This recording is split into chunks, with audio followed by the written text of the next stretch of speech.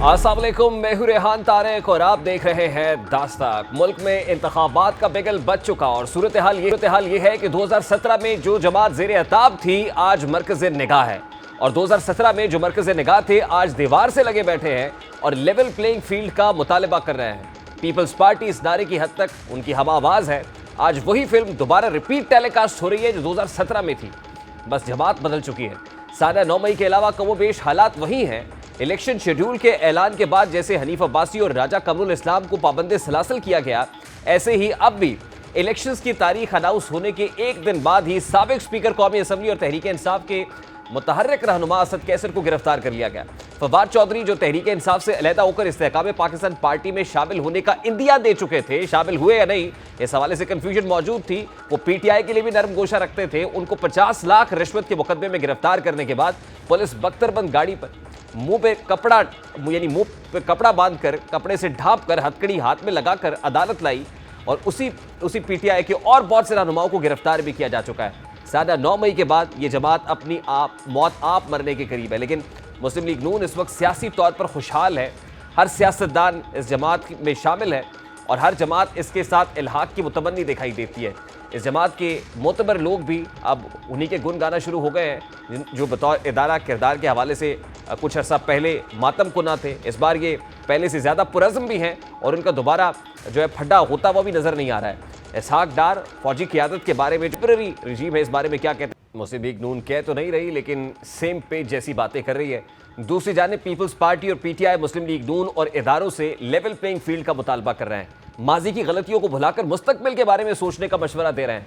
राजा परवेज अशरफ इस बारे में क्या कहते हैं? जो चिलमन से लगे बैठे होते हैं वो इंट्रा पार्टी डायलॉग्स की बातें करते हैं, वो कंसेंसस डेवलप करने की बातें करते हैं, जिस तरह आज पाकिस्तान पीपल्स पार्टी या पाकिस्तान तहरीक इंसाफ कर रही है। जिस वक्त पाकिस्तान तहरीक इंसाफ इक़्तिदार में थी उस वक्त साथ ना बैठने की बातें करते थे, और अगर उनके सियासी हरीफों की जानिब से बैठकर बातचीत करने का कहा जाता था तो वो इसको एनआरओ के मुतरादिफ करार देते थे। ये मुल्क की सियासी तारीख, अगर हालिया सियासी तारीख को उठा के देखा जाए, 2008 में जब पाकिस्तान पीपल्स पार्टी विफाक में आई, सूबे में नून लीग की हुकूमत थी, पाकिस्तान मुस्लिम लीग नून की तरफ से विफाक में कायम पाकिस्तान पीपल्स पार्टी की हुकूमत को गिराने के लिए हर हरबा इस्तेमाल किया गया। हत्ता कि उस वक्त नवाज शरीफ साहब खुद कोट पहन के यूसुफ रजा गिलानी को डिस्क्वालीफाई कराने के लिए अदालत तक जा पहुंचे। 2013 में हालात बदलते हैं, पाकिस्तान मुस्लिम लीग नून इंतखाबात जीतने में कामयाब होती है। उस वक्त डॉन लीक्स जैसी एक कंट्रोवर्सी उठती है। पाकिस्तान पीपल्स पार्टी और पाकिस्तान तहरीक इंसाफ मियाँ साहब की हुकूमत को घर भेजने के लिए एक ज़बान होते हैं। 2018 में हालात बिल्कुल तब्दील हो जाते हैं। एक नई पॉलिटिकल पार्टी पाकिस्तान तहरीक इंसाफ, यानी जो पहले कभी इक़्तिदार में नहीं आई होती, उसको इक़्तिदार मिल जाता है। फिर पाकिस्तान पीपल्स पार्टी और पाकिस्तान मुस्लिम लीग नून दोनों मिलकर बैठकर बातचीत हल करने की बात करते हैं। कदम बढ़ाओ, चेयरमैन पीटीआई के हवाले से कहते हैं कदम बढ़ाओ इमरान खान हम तुम्हारे साथ हैं। चार्ट ऑफ इकोनॉमी करने की बातें होती है, लेकिन उस वक्त इमरान खान पॉपुलैरिटी के घोड़े पर सवार होते हैं और वो साथ नहीं बैठते हैं। अब एक बार फिर कंसेंसस डेवलप करने की बात तो हो रही है, पॉलिटिकल स्टेक होल्डर्स को मेज़ पर बैठाने की बात तो हो रही है, लेकिन ये बात सिर्फ वो कर रहे हैं जिनको लगता है कि लेवल प्लेइंग फील्ड नहीं है। ये बात पाकिस्तान मुस्लिम लीग नून नहीं कर रही। पाकिस्तान मुस्लिम लीग नून सोलो फ्लाइट लेना चाहती है। एएनपी के महमूद खान अचकजई भी इन दायरों में जारी सफ़र से, ये जो दायरों में आ रहे हैं इस वक्त हमारी पॉलिटिक्स, इससे कुछ उकताए हैं, कुछ एतराज़ात कर रहे हैं। उनके एतराज़ात क्या है? अब नून लीग बार बार इस डील के तासुर को रद्द कर रही है और बता रही है कि नवाज शरीफ किसी डील के तहत नहीं बल्कि अपने बलबूते पर वापस आए हैं। लेवल प्लेइंग फील्ड ना होने के तासुर को रद्द करते हुए उनका कहना है कि सबको लेवल प्लेइंग फील्ड मैसर है। और मुस्लिम लीग नून के मुताबिक साजिश तो वो थी जो 2017 में उनके साथ हुई थी। में हमारे हाथ पांव बांधे गए, उस वक्त की एस्टेब्लिशमेंट ने बांधे और जुडिशरी ने मिलकर साजिश की। खान उसका बेनिफिशियरी था। हमने इलेक्शन नहीं लड़ा, हालांकि हम उसके नताइज को नहीं मानते थे। ना हमने इस्तीफे दिए उसमें से, ना हमने धरने दिए। हाँ, हमने अपनी बात जरूर की। अब फिर एक इलेक्शन आ गया, सबको लड़ना चाहिए, सबका इंतखाबी निशान बैलेट पेपर के ऊपर होना चाहिए, और अगर कोई जेल में है तो अदालत को उसके साथ जो भी इंसाफ का मामला है वो करना चाहिए। हमें कोई एतराज नहीं। हम नहीं है किसी को जेल भेजने वाले, ना हमें किसी को पकड़ने का या पकड़वाने का शौक। हमने मैदान में मुकाबला करना है। सोशल मीडिया का मैदान और है, गली का मैदान और है। आज नवाज शरीफ की जानिब से सियासी सरगर्मियों का बाकायदा आगाज कर दिया गया है। वो वतन वापसी के बाद आज पहली बार मुस्लिम लीग नून के मरकजी सेक्रेटेरिएट मॉडल टाउन पहुंचे, जहां उन्होंने मुस्लिम लीग नून के सीनियर रहनुमाओं से मुलाकात की और इस अज़्म का इजहार किया है कि तरक्की का सफर जहां से रुका वहीं से शुरू करेंगे, पाकिस्तान को एशियन टाइगर बनाएंगे। आज ही ये खबर भी फ्लैश की कि पाकिस्तान पीपल्स पार्टी के शरीक चेयरमैन आसिफ अली जरदारी ने टेलीफोनिक रब्ता किया है मियां नवाज शरीफ से और जल्द मुलाकात अभी स्केजुअल हो गई है, प्लान किया है कि जल्द मुलाकात करेंगे, जल्द मिलने पर इत्तफाक भी हुआ है। इस सारे मामले पर इस वक्त पाकिस्तान पीपल्स पार्टी के मरकजी रहनुमा सैयद नवीद कमर साहब ने भी ज्वाइन किया है। अस्सलाम वालेकुम नवीद कमर साहब, बहुत बहुत शुक्रिया आपके वक्त के लिए। सबसे पहले तो ये खबर आई कि आसिफ अली जरदारी साहब का टेलीफोनिक रब्ता मियां नवाज शरीफ साहब से हुआ है। इस खबर में किस हद तक सदाकत है और क्या है, अगर ऐसा हुआ है तो मुलाकात भी प्लान हो गई है, स्केजुअल तय हो गया है कि कब मुलाकात होगी बाज़ाब्ता तौर पर? आइस मेल्टिंग तो हुई है सर? बिस्मिल्लाहिर्रहमानिर्रहीम। पहली चीज तो ये कि मियां साहब जैसे ही ये पाकिस्तान आए थे तो जरदारी साहब से उनका रब्ता हुआ था और उन्होंने एक दूसरे से खैर भी दरियाफ्त की और उसके बाद एक दूसरे से दुआएं भी एक दूसरे को दी। तो सियासतदानों का आपस में रब्ता होना तो कोई मतलब होना चाहिए, बल्कि मुल्क के लिए, जमहूरियत के लिए अच्छा होता है। ये आज से जो खबर घूम रही है इसका मुझे इल्म नहीं है, तो उसका जो फॉलो अप आपका सवाल है कि जी कोई मिलने की बात हुई या नहीं, वो भी अभी जो है वो मुसद्दिक का बात नहीं है। यानी इसका मतलब ये कि ये तासुर दुरुस्त नहीं है कि Pakistan Peoples Party is not at good terms with Pakistan Muslim League Noon? नहीं, गुड और बैड की बात नहीं है ना भाई। राब्ता, जैसे मैंने कहा, राब्ता तो हुआ था कुछ दिन पहले। मैं सिर्फ जो आज की खबरें गर्दिश कर रही हैं उस पे कह रहा हूँ कि उसकी कोई तस्दीक नहीं है। अच्छा, लेकिन राब्ता है, आप कह रहे राब्ता है, और यही वजह है कि आसिफ अली जरदारी साहब बहुत दिनों से खामोश है, लेकिन पीपल्स पार्टी की जो दीगर क़यादत है वो लेवल प्लेइंग फील्ड का मुतालबा पर्टिकुलरली पाकिस्तान मुस्लिम लीग नून से कर रही है। देखिए, लेवल प्लेइंग फील्ड अपनी जगह पे है और सियासी पार्टियों के राब्ते अलग चीज़ है। लेवल प्लेइंग फील्ड का तो मुतालबा इलेक्शन कमीशन से होता है, इंटरिम गवर्नमेंट से होता है। उसका ये नहीं मतलब कि अगर हम समझते हैं कि थोड़ा आउट ऑफ द वे जाके पीएमएलएन को सपोर्ट की जा रही है तो हमारा कोई जो है उनसे राब्ता या बातचीत नहीं हो सकती, ये बात नहीं है। लेकिन हम चाह रहे हैं कि जब इलेक्शन के माहौल में हम जाएं, इलेक्शंस जब हों तो वो उस तरह से हों कि नॉन कंट्रोवर्शियल इलेक्शंस हों, वो सबके लिए अच्छा। देखिए नवीद कमर साहब, ये जो 16 माह की हुकूमत थी जिसमें पाकिस्तान पीपल्स पार्टी इत्तेहादी थी पीएमएलएन की, आप ख़ास तौर पे उस मुज़ाकराती कमेटी का हिस्सा भी थे जो पाकिस्तान तहरीक इंसाफ के वफ्द के साथ मुज़ाकरात कर रही थी, और you quite in line with Pakistan Muslim League Noon. तो अचानक से क्या हुआ कि पाकिस्तान मुस्लिम लीग नून आपको लगा कि सोलो फ्लाइट कर रही है, पीपल्स पार्टी बहुत पीछे रह गई है, या फिर उनको वो सहूलत मिल रही है जो और लोगों के लिए नहीं है? देखिए भाई, जो बातें हम कर रहे हैं वो कोई तज्जिए की बात नहीं है या कोई मफरूज़े की बात नहीं है।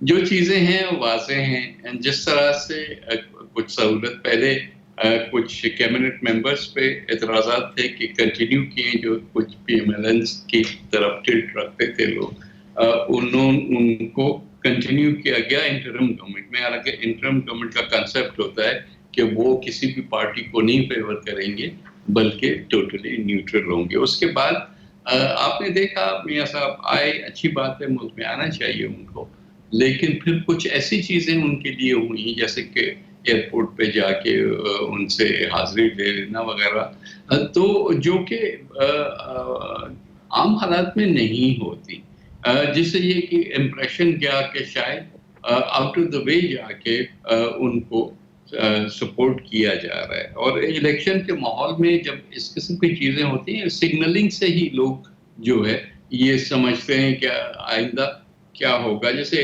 2018 में अगर पीटीआई को ये सहूलत दी गई तो उसका नतीजा भी हमने देख लिया। तो इसीलिए हम अभी से क्वेश्चन कर रहे हैं कि ये चीज़ें ना हो। इलेक्शन में सबको इक्वल बराबरी का हिस्सा मिलना चाहिए, यही आइन की रिक्वायरमेंट है, यही इलेक्शन कमीशन की ड्यूटी है।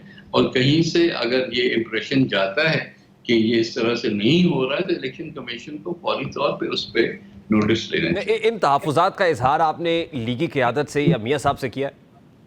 देखिए, मियां साहब तो चाहेंगे कि जितना भी कुछ उनके लिए हो वो अच्छा है। वो उनसे हम क्या तहफ़्फ़ुज़ात की बात करेंगे, उनको ये ज़रूर क्वेश्चन हम कर रहे हैं बार बार कि देखें, आपकी अपनी भी सपोर्ट बेस है और आप बड़ी पार्टी हैं, बड़े अरसे से आप सियासत में चलते आ रहे हैं। तो ऐसा ना हो कि कल को आपको जो सीटें मिलें उस पे लोग ये उंगलियां उठाएं कि जी ये तो इसलिए मिली हैं क्योंकि एस्टेब्लिशमेंट का हाथ था, या एबीसीडी और कोई ग्रुप्स हैं जो क्या इनको सपोर्ट कर रहे थे। आप अपनी स्ट्रेंथ से आएंगे तो आपकी ज्यादा क्रेडिबिलिटी भी होगी, आपकी गवर्नमेंट ज्यादा पायदार भी होगी। तो ये चीजें नए सियासी ग्रुप्स तो शायद नहीं समझते ये चीजें, लेकिन जो एस्टेब्लिश्ड पॉलिटिकल पार्टीज हैं उनको ये चीजें जरूर समझनी चाहिए, क्योंकि इट्स अ लॉन्ग टर्म। लेकिन नवीद कंवर साहब, एस्टैब्लिश्ड पॉलिटिकल पार्टीज भी तो इलेक्शन से पहले हमने देखा एक दूसरे के मध्य मुकाबले, आई मीन 2008 से अगर हम शुरू कर लें, पाकिस्तान पीपल्स पार्टी की वफाक में हुकूमत थी, फिर यूसुफ रजा गिलानी साहब डिस्क्वालीफाई होते हैं, मियाँ साहब खुद कोट पहन के, काला कोट पहन के कोर्ट में अपीयर होते हैं। उसके बाद 2013 में मुस्लिम लीग नून की हुकूमत बन जाती है, मियाँ नवाज शरीफ साहब वजीर आजम होते हैं। उस वक्त पाकिस्तान पीपल्स पार्टी और पीटीआई भरपूर कोशिश करती है, और फिर आप नॉन लीग्स भी आती हैं, मियाँ साहब डिस्क्वालीफाई भी होते हैं। फिर 2018 के अंदर जो कुछ हुआ, यानी एक दूसरे को ढाने गिराने का प्रोसेस तो जारी रहा और सब लोग इसमें पेश रहे। तो फिर नहीं तारीफ की कम से कम जो आप एक्सप्लेनेशन दें वो सही दें। पहली चीज तो ये कि जाहिर है कि एक कुछ पार्टीज गवर्नमेंट में होती हैं, कुछ ऑपोजिशन में होती हैं। जो ऑपोजिशन में होती हैं वो गवर्नमेंट को क्रिटिसाइज भी करती हैं, और जाहिर है कि उनमें जो गलतियां हैं वो पॉइंट आउट करती हैं। तारीख ये बताती है कि जब पार्लियामेंट पे हमला हुआ तो पीपल्स पार्टी पार्लियामेंट के साथ खड़ी हुई, डिस्पाइट द फैक्ट कि जो आपने दूसरा एग्जांपल पहले दिया, उसके बावजूद पीपल्स पार्टी ने ये नहीं देखा कि मियां नवाज शरीफ के साथ हमारे आजकल रिश्ते हैं या नहीं है, या वो गवर्नमेंट है ऑपोजिशन है। हमने कहा कि नहीं, जमहूरियत और पार्लियामेंट के लिए जरूरी है कि मियां नवाज शरीफ के साथ आज खड़ा होना चाहिए, क्योंकि हमला जो है वो बाहर से हुआ है। अगर किसी भी हुकूमत को गिराना है तो उसका वाहिद तरीका ये होना चाहिए कि यहाँ हाउस में अगर आप कॉन्स्टिट्यूशनल कोई मूव करें, जैसे कि इमरान खान साहब के खिलाफ हमने किया, तो उसको इस तरह से हटाया जा सकता है, हमलों से और धरनों से और कंटेनर से नहीं हटाया जाता। तो ये यहाँ पे तो बहुत वाज़ेह बात है कि हम क्या चाह रहे हैं और क्या नहीं चाह रहे। देखिए नवीद कंवर साहब, मैं तो ये कह रहा हूँ कि पॉलिटिकल स्टेक होल्डर्स को एक मिनिमम एजेंडे के ऊपर तो कंसेंसस डेवलप कर लेना चाहिए, जो लेवल प्लेइंग फील्ड से मुताल्लिक हो, कि ये फील्ड होगा और ये लेवल होगा। इसमें अगर किसी एक पॉलिटिकल पार्टी को कोई फेवर हो रही है या हवाओं का रुख उसकी तरफ है, तो ये नहीं है कि वो उसको एक्सेप्ट कर ले, वो सारी फेवर ले ले, वो बेनिफिशियरी हो और बाकी लोग फिर लेवल प्लेइंग फील्ड का मुतालबा करते रहे। तो हमेशा से ये होता रहा है कि एक ग्रुप होता है कि जिसको फेवर, जिसके हक में होती है या हवाओं का रुख उसकी तरफ होता है, वो अल्टीमेटली इलेक्शंस जीत जाता है, बाकी लोग फिर मुतालबा करते रहते हैं। नहीं, ये बात दुरुस्त है, और आपकी बात बहुत उस हद तक भी दुरुस्त है कि ये नहीं होना चाहिए, क्योंकि ये मुल्क के लिए भी अच्छा नहीं होता और उन पार्टीज के लिए भी अच्छा नहीं होता। और खासकर लेटेस्ट तो जो हमारा तजुर्बा हुआ है, जब पीटीआई को लाया गया और सेलेक्टेड हुकूमत के नाम से उनको लाया गया, तो फिर उनका बिहेवियर भी आपने देख लिया कि वो पार्लियामेंट भी छोड़ के चले गए, क्योंकि जो मेहनत करके आता है पार्लियामेंट में वो इतनी आसानी से इस्तीफा दे के और घर नहीं चला जाता, और गवर्नमेंट अपनी ही डिसॉल्व नहीं करा के जाता। तो ये मेजॉरिटी की बात होती है कि कितनी पॉलिटिकल मेजॉरिटी हमारे सिस्टम में आ गई है और कौन जो है वो किस तरह से ये बिहेव करेगा। अच्छा, आसिफ अली जरदारी साहब से मुताल्लिक एक स्टेटमेंट, एक न्यूज़ फ्लैश की, और वो ये थी कि उन्होंने ये कहा कि मैं मियाँ साहब को वज़ीर आज़म नहीं बनने दूंगा, मैं मियाँ नवाज शरीफ को वज़ीर आज़म नहीं बनने दूंगा। क्या ये वाकई ये दुरुस्त थी? ये उन्होंने कहा था ऐसी को खबर किसी फोरम? मीडिया पे जो है बात फ्लोट हुई है, मैंने ना उनकी कोई स्टेटमेंट ऐसी पढ़ी है, ना उन्होंने किसी मीटिंग में इस किस्म की बात की है। जाहिर है कि हम कहते हैं कि हम as peoples party on our own election लड़ेंगे, और हमारा टारगेट ये है कि बिलावल भुट्टो साहब को जो है वजीर आजम बनवाएं, तो उसमें तो कोई शक नहीं। बाकी इस तरह की जो स्टेटमेंट जो जिस तरह से उसको पोर्ट्रे किया गया है, ये मेरे इल्म में नहीं। अच्छा, अभी क्योंकि ये आपको मालूम नहीं है कि अभी रिसेंटली दोनों के दरमियान टेलीफोनिक रब्ता हुआ या नहीं हुआ, लेकिन कल एमक्यूएम का वफ्द शहबाज शरीफ साहब से लाहौर में मुलाकात करने जा रहा है, जो कराची की पॉलिटिक्स के हवाले से भी बड़ा इंपॉर्टेंट है। तो क्या ये फोर्सी करते हुए तो नहीं आसिफ अली जरदारी साहब ने राब्ता किया नून लीग से कि कुछ बातें तय कर लेनी चाहिए इलेक्शन से पहले? ये पहली चीज तो ये, जब मैं जो प्रेमिस है वही मैं नहीं उसको बता रहा हूँ आपको कि मेरे इल्म में नहीं है, nor do I think that is a fact. तो इस बात को कहना कि एमक्यूएम की वजह से हुआ या नहीं हुआ, या बिस्मिल्लाह, सारी पार्टीज हैं, माहौल है, इलेक्शन होने वाला है, होप इंशाल्लाह हो जाएंगे। तो उस माहौल में पार्टीज तो एक दूसरे से बातें करती हैं, ऐसी क्या बात है?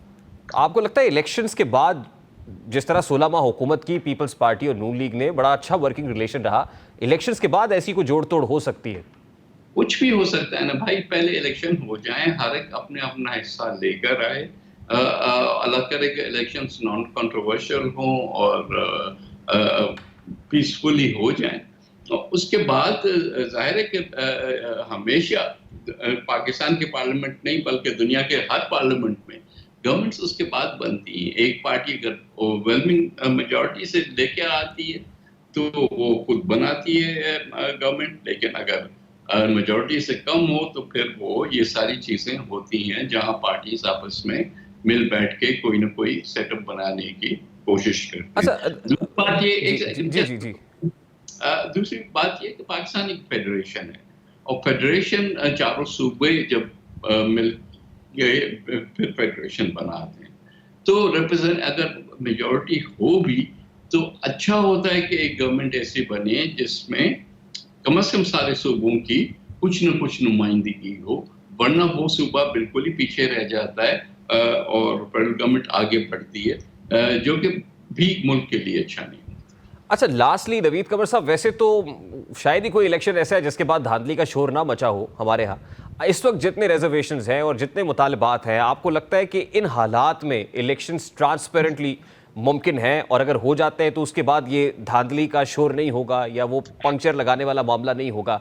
और अगर आप क्या समझते हैं कि इसको रोकने के लिए फोर्सी करते हुए क्या हो जाए तो ट्रांसपेरेंसी मुमकिन है या लेवल प्लेइंग फील्ड बन सकती है? मेरा ख्याल है कि इस पे, इन चीज़ों पे सेंसिटिविटी होनी चाहिए। ये नहीं है कि हाँ ठीक है ना भाई, कोई बात नहीं, ये भी हो जाता है, वो भी होता है, तो होता रहता है। अगर ये एटीट्यूड होगा तो इलेक्शंस कंट्रोवर्शियल होंगे, क्योंकि माजी में हमने देखा कि हमेशा इलेक्शन इस तरह से कंट्रोवर्शियल हुए हैं जो कि नुकसान करते हैं फायदे देने की बजाय। बहुत बहुत शुक्रिया नवीद कमर साहब, पाकिस्तान पीपल्स पार्टी के रहनुमा हमारे साथ मौजूद थे। अभी एक ब्रेक लेंगे और ब्रेक के बाद जब वापस आएंगे, इलेक्शन से मुतालिक तो बात हो रही है, लेकिन इलेक्शन से पहले दहशतगर्दी की खौफनाक लहर एक बार फिर मुल्क को अपनी लपेट में लिए हुए, इस पर बात करेंगे। इस ब्रेक के बाद हमारे साथ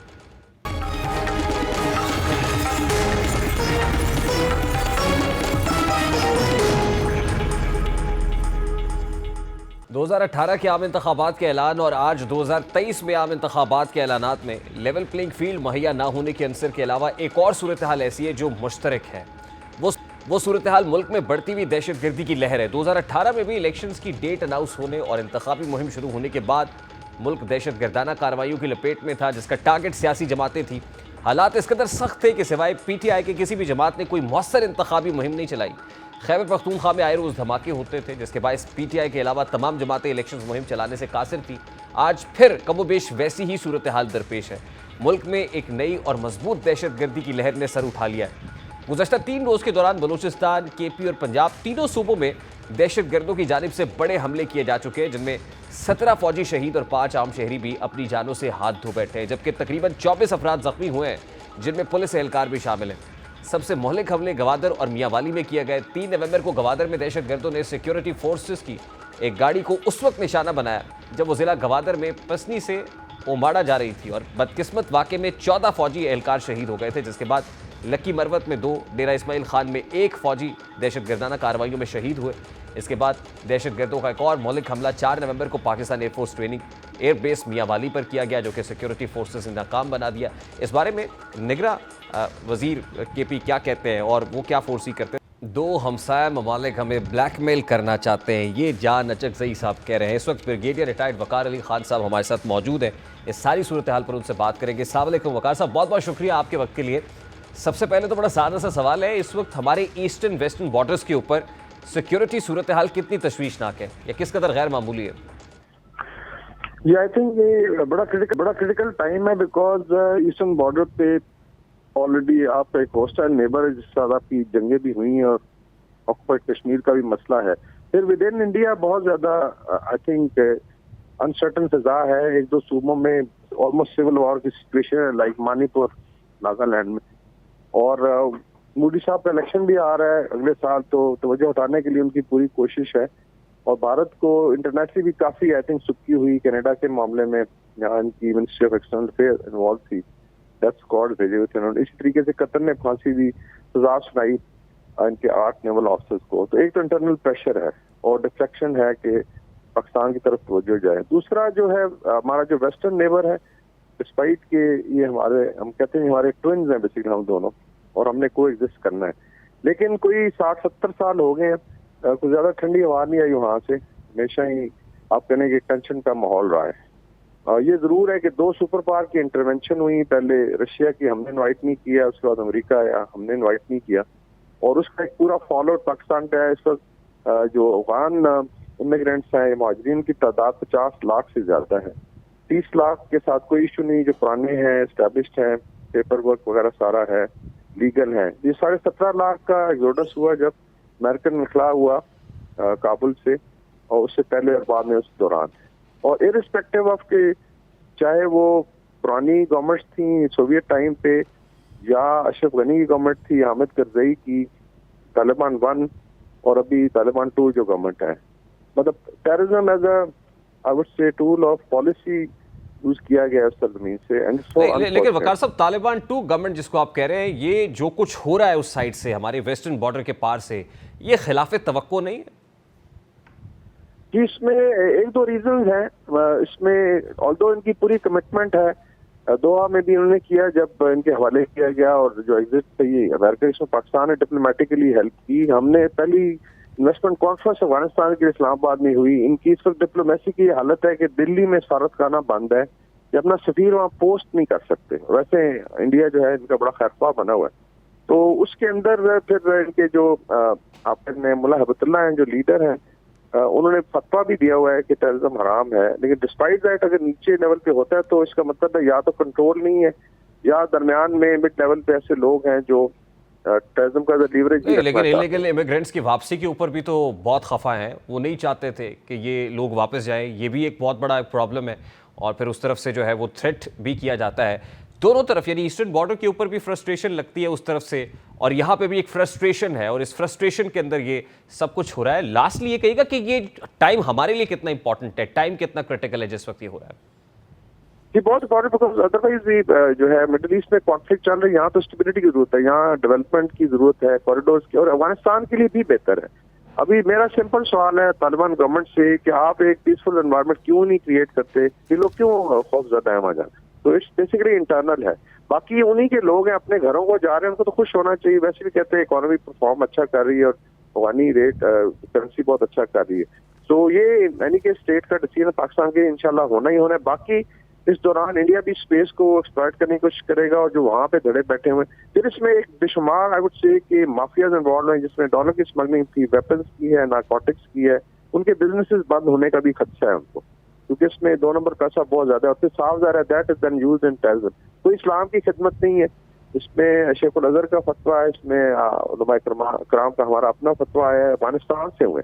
ये कोई जहाद नहीं है, बेसिकली ये खारजाइट्स हैं, और इसमें I think Afghan government has to take response. और इंटरनेशनली इनको 10 दफा कहा गया, इनके सबूत सामने रखे गए भी। मॉस्को फॉर्मेट में पूरा central Asia, Russia, Iran, Pakistan ने मिल के इनको बताया, because then it can expand to those region. लोग परेशान है, तो आई एम श्योर इंशाल्लाह स्टेट ने जो डिसीजन लिया तो इम्प्लीमेंट होगा, इस पर वो यूं नहीं होगा। बाकी कुर्बानियां पाकिस्तान आर्मी भी दे रही है, intelligence agency, police, law enforcement, अवाम, और इंशाल्लाह ताला हम इसको इसकी। अब मैं वकार साहब यही जानना चाह रहा था कि जो स्ट्रेटेजिक एंड पे हमने डिसीजंस लिए हैं, या जो स्टेट के पॉलिसी डिसीजंस हैं, ये इसके कितने इम्कानात है कि ये तसलसल यूं ही जारी रहेगा, यानी ये बैक स्टेप नहीं होंगे, बल्कि अब जो सोच लिया है, ठान लिया है, इसमें जो है वो विल मूव फॉरवर्ड अनटिल और अनलेस ये इसको अचीव नहीं कर लिया जाता? ये ऐसे ही होता है, जब आप नेशनल डिसाइड करती हैं, स्टेट करती है, तो इंशाल्लाह इम्प्लीमेंट भी होगा। भी आपने देखा 2.25 लाख लोग चले गए, साफ ज़ाहिर एक बड़ी तादाद है, जो बड़ी इज्जत के साथ उनको भेजा जाए होल्डिंग, और वो इम्प्लीमेंट होगा। बाकी स्प्लिंटर ग्रुप्स हैं, या जो टीटीपी के लोग अभी एक डिफरेंट नाम से अभी सामने आए, लाइक तरीके जहाद पाकिस्तान, जो सारा ब्लफ है, basically it is same TTP.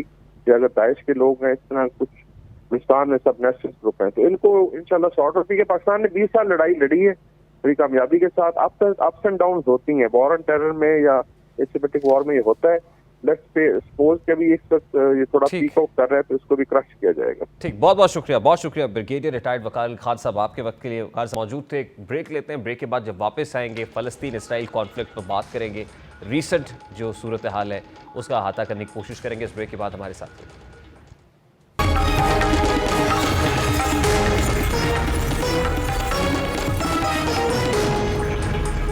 खुद को बचाने और काबिज इसराइलियों को अपने घर से निकालने के लिए फ़लस्तीनी तो हिम्मत और शुजात की दास्तान बने हुए हैं, लेकिन जिस दुनिया को वो पुकार रहे हैं वो दुनिया या तो सिर्फ तमाशा देख रही है या जालिम के साथ जाकर खड़ी हो गई है।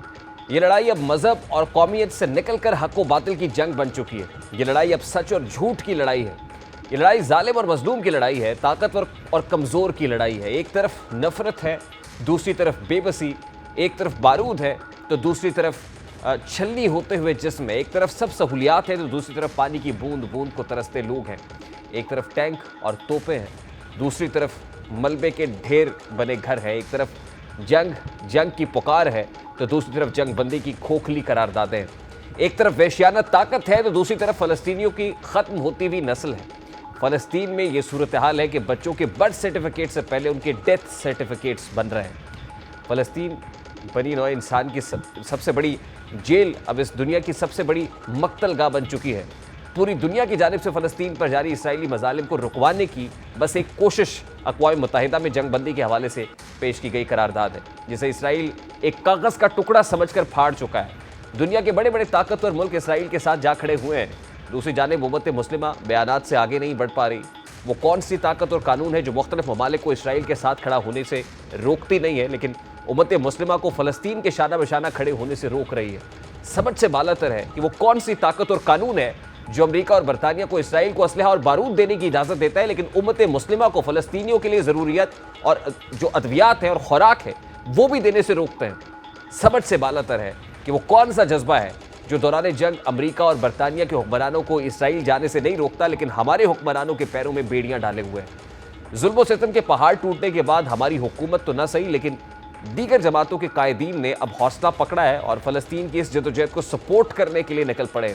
जमीयत उलमा इस्लाम फ़े के सरबरा और PDM के सदर मौलाना फजलुर रहमान ने कतर और तुर्की के दौरे किए। अभी वो इस दौरे पर है। कतर में मौलाना फजलुर रहमान ने हमास रहनुमाओं खालिद मशाल और इस्माइल हानिया से मुलाकात की है और मौजूदा सूरत हाल पर तबादला ख्याल हुआ। इससे कबल भी मौलाना फजलुर रहमान ने भरपूर प्रेशर के बावजूद भी कराची में फ़लस्तीन से इजहार यकजहती मार्च में हमास क़यादत को वीडियो खिताब भी किया था, उस पर एड्रेस किया था। दूसरी जानिब जमात इस्लामी के सेनेटर मुश्ताक अहमद गज़ा के फ़लस्तीनियों की इमदाद के लिए मिस्र पहुँचे हैं, रफ़ा क्रॉसिंग तक गए हैं, जहाँ उन्होंने कायरा में हिलाल अहमर मिस्र के सरबराह डॉक्टर रामी से मुलाकात की है। इस मुलाकात में सेनेटर मुश्ताक अहमद खान ने कहा है कि पाकिस्तान से तिब के हर शोबे के डॉक्टर गज़ा आने के लिए तैयार हैं। मुश्ताक अहमद खान ने कहा कि पाकिस्तानी कौम पाकिस्तानी फलाई तंजीमों के जरिए डॉक्टर्स, अद्वियात और खुराक समेत फ़लस्तीनियों की ज़रूरियात पूरी करने की कोशिश करेगी। जमात इस्लामी सरबराह सेनेटर सिराजुल हक की भी मुलाकात हमास के रहनुमाओं से हुई। जैसे मौलाना फजलुर रहमान कतर में उनसे मुलाकात के लिए पहुंचे, वैसे ही जमात इस्लामी के सेनेटर सिराजुल हक भी पहुंचे। ये इजहार यकजहती है जो फ़लस्तीनियों के साथ करना ज़रूरी है और इसको रियासती सतह पर भी सपोर्ट किया जाना चाहिए। अब देखना यह है कि जंग बंदी की जो मौहूम सी कोशिशें हो रही हैं, ये जो टिमटिमाता हुआ दिया है, क्या रोशन हो पाएगा और फ़लस्तीनियों पर जारी जो मज़ालिम है, जो मज़ालिम के पहाड़ तोड़े जा रहे हैं, ये सिलसिला रुक पाएगा आने वाले दिनों में या नहीं, ये एक बहुत बड़ा सवाल है। प्रोग्राम का वक्त अपने इख्तिताम को पहुँचा है। आपसे मुलाकात होगी इंशाअल्लाह कल। अपना रखिए ख्याल। अल्लाह हाफ़िज़।